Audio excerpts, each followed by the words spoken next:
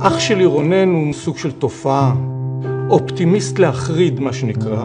אין תמיד אצלו בצחוק, אין שום דבר לא מלחיץ אותו. שובב בלתי נעלה היה משגע את ההורים שלי. סוג של פתאום התמסד. אישה, 3 ילדים, והוא ואשתו ושתי הבנות שלו נעלמו מעל פני האדמה.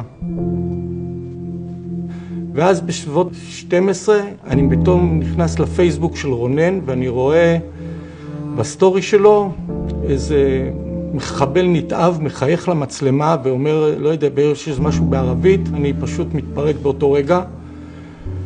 אם אני יכול להאחז במשהו, הוא ידע למצוא את הכוח כדי איכשהו לעבור את זה.